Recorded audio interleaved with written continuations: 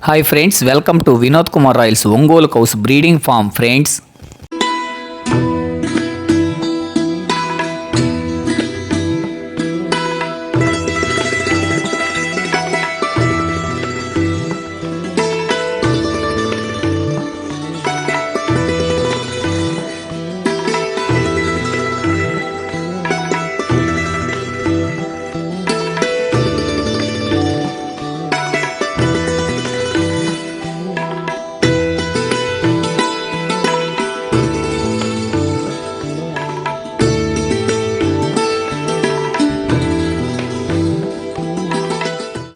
ఇంకా విషయానికి వస్తే ఈ ఏప్రిల్ మే నెలల్లో ఎండలు ఎక్కువ కాబట్టి మనం వామి పైన వేసిన గడ్డి గాలిలు సంభవించి పొరలుగా లేసి కింద పడిపోతాయి. అలా పడిపోకుండా ఉండేదానికోసం ఇలా తాళ్ళు అనేది గడ్డి వామి పైన వేసి కడితే గాలికి ఎగిరిపోకుండా చాలా చక్కగా ఉంటుంది.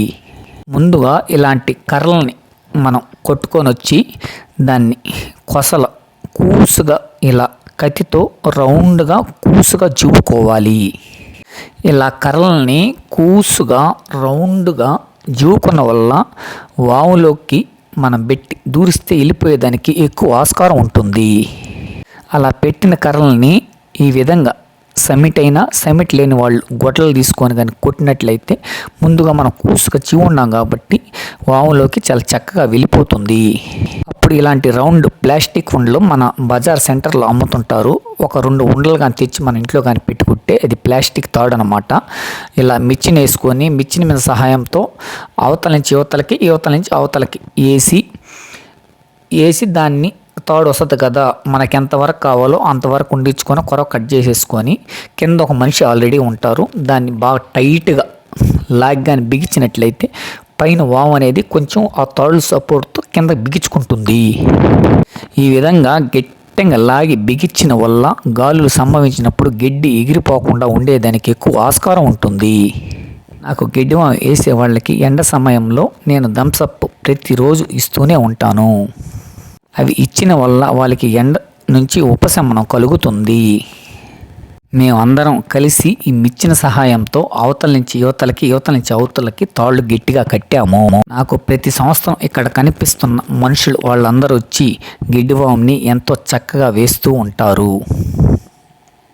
వీళ్ళందరికి కూడా గిడ్డివామి అయిపోయిన కంప్లీట్ మరుసటి రోజు వాళ్ళని ఇంటికి పిలవనంపించి ఈ విధంగా మా వైఫ్ చేత వీళ్ళందరికీ భోజనాలు అనేది అరేంజ్ చేసి వాళ్ళతో నేను కూడా కూర్చొని ఆనందంగా తింటాము. ఎందుకంటే గత 15 రోజుల నుంచి ఎన్నో ఒరిగడ్డి కట్టలు వీళ్ళందరూ నాకు సహాయపడ్డారు కాబట్టి లాస్ట్ వాళ్ళు సంతృప్తి చెందేదానికోసం ఈ విధంగా నేను చేస్తాను. వాళ్ళు కూడా చాలా ఆనందం పడతారు. ప్రతి సంవత్సరం మేము ఈ విధంగా గడ్డం అయిపోయిన తర్వాత మేము అందరం కూర్చొని భోజనం చేస్తాము.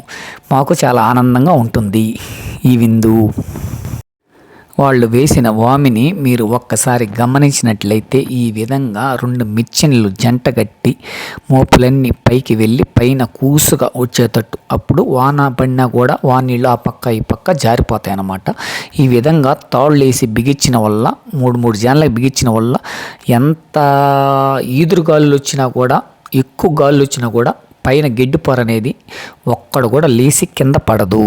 పైన ఆ 3 చిన్న కర్రలు అనేది మేము దిష్టి కోసం పెట్టాము. ఎంతైనా మాకు ఆవుల మీద ప్రేమ కాబట్టి. జై Hind. Thank you for watching. ఈ వీడియో మీకు నచ్చినట్లయితే లైక్ అండ్ షేర్ చేయండి. ఛానల్ని సబ్స్క్రైబ్ చేయడం మాత్రం మర్చిపోకండి. ధన్యవాదములు.